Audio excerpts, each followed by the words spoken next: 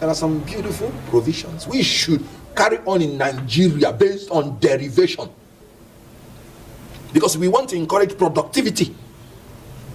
You know, I feel very ashamed that the most blessed section in this country, which is the North is the most blessed. All the food we are eating, solid minerals. You can see how they are discovering oil. For such a region to even begin to look at South for survival tells you the level of incompetence and corruption of Nigerian leaders. Because they are so blessed in everything. You know, because they are strategically located between the rainforest of the South and the Sahara from the Sahara Desert. So their land is neither too much in this side or too much in this side. Very, very fertile land without fertilizer. So such a region is the region that will be insisting it must be based on derivation. And they just go to look at their land and bring out the beautiful lithium, gold, flowing like a river in the north. They don't need to catch cold whenever anybody sneezes. Derivation is the best method to encourage productivity, and I support it 100%. Then the tax reform bill, I think section 146, they said VAT will be increased from 7.5% to 10% to 12.5% to 15%. Where? Wickedness. People are dying of heavy loads, paying for increased fuel, paying for increased tariff, paying for increased this and that, paying for increased presidential jet, paying for increased presidential yacht. And they want to again put the burden of increasing VAT consumption on the people. Any provision in any tax that increases the burden on Nigeria by 1 kobo is a bad law and should be thrown away. Other countries in the world, they are reducing their VAT, and Nigeria want to increase everything. You know why? So that they can sponsor their lousy, voracious appetites. That is the only reason. Yours riding on presidential jets. You have presidential jets, so just to ride on big one, gold, bloated entrance, clothed, you know, gold coated entrance. Those countries outside that cut their cloth according to their size, those presidential jets their presidents are using are manufactured by them. You are a borrower of money. You don't have money. The people are hungry, and you're living a profligate lifestyle, and you want the people to be the one that you will extort to pay for all those lifestyles. You have 48 ministers, majority of them doing nothing, and you want Nigerians to be taxed more. So I don't like that provision that says VAT should be increased. Then he should have consulted more and more and more. Democracy is based on dialogue and compromise, at least to give people sense of belonging. Telling the 36 governors and your vice president, go to hell, is not the best way to go in a democracy. So I would have supported consultation so that you would disarm those people who are maybe rightly or wrongly coming against your bill.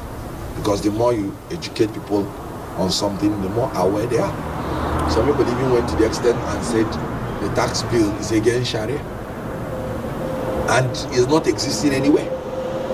But because of the speed you want to pass it, they will say there must be something in it. Then some mischievous people will now come and say this is against Sharia, just to make people to move against it. They say inheritance will be taxed by 24%. How? In my own opinion, it's not existing in the bill. But these are the things that dialogue would have been able to sort out. But I support derivation. I support there should be no increment in taxation on Nigerians. I support the unification of the tax system, because in Nigeria they say there are more than 100 taxes imposed on people. So if it is unified, so that one agents will be collecting the taxes. It makes payment easy. Technology just transfer. Now you have companies income tax, you have personal income tax, you have capital gain tax, you have VAT. Each one has different administrative agency. So in your house, you see people come to you, harass you, company income tax, personal income tax, this and that. This bill wants to harmonize so that you have uniform agency collecting these things, and you can pay this thing once and for all, even through technology. So there are very good things about this bill. The lack of consultation gave room for people to manipulate the provisions, either ignorantly or mischievously, to bring the bill to opprobrium. And remember, tax, once people hear tax, they react negatively to it because they feel it's an imposition. They might not even know it might even be a reduction. Then another thing is, you're saying in the tax bill that anybody earning below 800,000 per annum is exempted from tax, and you are the one who puts the minimum wage to be 70,000. 70 times 12 is 840,000. So even the least person that is earning anything is not exempted from the tax. So what sense does it make? These are the things that consultation helps you to do, to point out to you the little embarrassing provisions, because eventually you give nobody any tax benefits. Because if somebody earning 70,000 will not benefit from it, which is the minimum wage. And minimum wage means that everybody, including even private sector, ought to be paying it. So some provisions have to be tinkered with. That basic minimum should be increased. So that people that are earning should benefit from it. Then any increment of tax should be removed. Then the issue about harmonizing, unifying the administrative processes, very nice. The issue of derivation, very nice. So I support the bill in part, and after due consultation and amendments, it should pass. Now, you said something about one-party state, because I think you combined the, and the role of opposition, if I heard you right. Let me tell you something. There are a lot of things I blame the ruling party on, but they are trying to cripple the opposition parties. Is not one of them. It's a legitimate political weapon for any party to spy on and take out any other party that is not serious. It is not APC that should be blamed for what is going on in Labour Party or PDP. It is Labour Party and PDP that should be blamed. Today you have total absence of leadership in Labour Party, and you have presence of dubious leadership in PDP. So how do you blame APC for it? Did you see any card-carrying member of APC being the chairman of Labour Party or chairman of PDP? So how do you blame APC for that? When you continue placing blame where it is not, you are trying to justify your failure and give excuses for your not succeeding, meaning you're trying to perpetuate it. From their house, they'll send you the charges, and you would state in writing whether you're pleading guilty or not. And if you say you're not guilty, then they will tell you the day you present yourself to court for the commencement of the trial. So a man, where he's staying, who does not go to London or America and be tweeting from there like some cowards do, but he has been in Nigeria and told you he's not going to anywhere, and you know where he is. Have you served him any paper personally? If you have, what's the evidence? What they would have done is, if they've been serving him, because there has to be personal service, if he has been rejecting it or avoiding it, you make it public. I did not see any public declaration by the police or any security agency that they have been serving him and he has not been honoring it. Remember Yahaya Bello? EFCC made all the arrest attempts and all the going to court public before they even served a bench warrant. Did you hear that in Farotimi's case? So I suspect conspiracy. And then the Afe Babalola chamber confirmed when they say, if he proves the allegation, in criminal proceeding, it is the prosecutor that will prove all the allegations beyond reasonable doubt.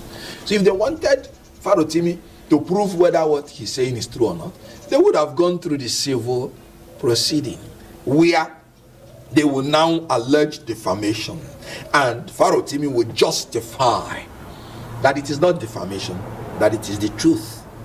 They are the facts. And then they did not go through that procedure, and that is what is making us to conclude reasonably that that is an attempt to intimidate, to frustrate and manipulate Nigerians and punish Farotimi for his political stand on issues without giving him fair hearing. He said he's a victim of Nigeria. I agree with him.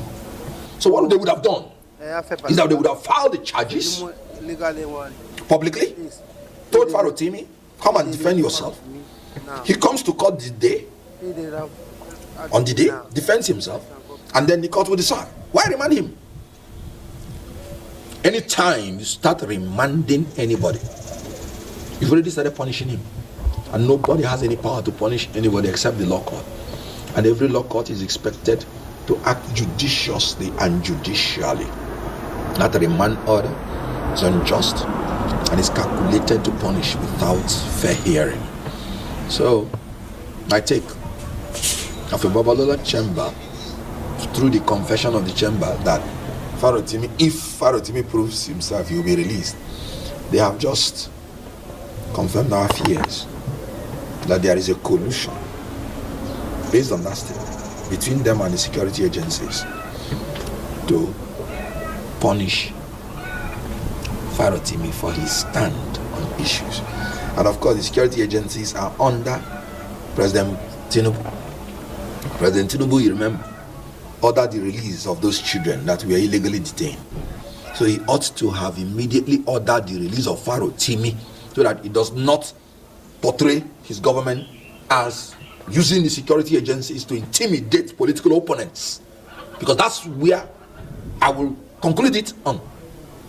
Because he's a political opponent, and worldwide, anything you do to a political opponent, the people of the world have the right to interpret it that you want to intimidate a political opponent.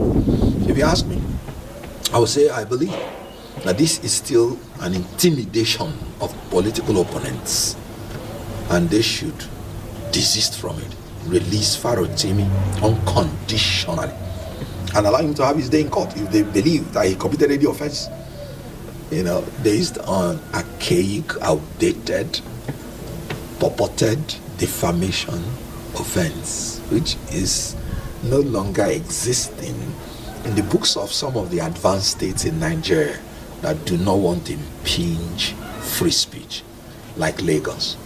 So it's just a ruse. He's just a victim of Nigeria, as all of us are. Since May 29, 2023, the Senate has always been in a hurry to pass anything that President Tinubu brings to it. As a matter of fact, President Tinubu today, by the confession of a senator, that he never saw the approval of the Senate for the presidential jet of 150 billion naira. I'm quoting Abaribe. He never saw it on the Senate floor. And they are purporting to say that it was in the budget. And he said he's always around for the plenary, by his own words. So the Senate, what it means that they even preemptively approve whatever is coming to the Senate. Then you can imagine the one that is presented to them. It's a photocopy Senate, not even rubber stamp, photocopy. They are spokespersons, official spokespersons of the president. A tax reform bill that includes pay and VAT, state taxes. And you think you can rush it through without even consulting these people. And when they had a meeting and say, sir, withdraw this first for further consultation, he said, no. You should go on while you're consulting them. Your own vice president, that's a vote of no confidence on his vice president. There are certain ways you do things in a democracy. You have to give people a sense of belonging. You can't continue with arrogance of power unchecked. This government has had a tradition of not consulting before it brings out policies. Remember, fuel subsidy was gone on the inauguration ground, meaning he did not even consult his wife because they just swore him in. Anything he did before that, he wasn't the president.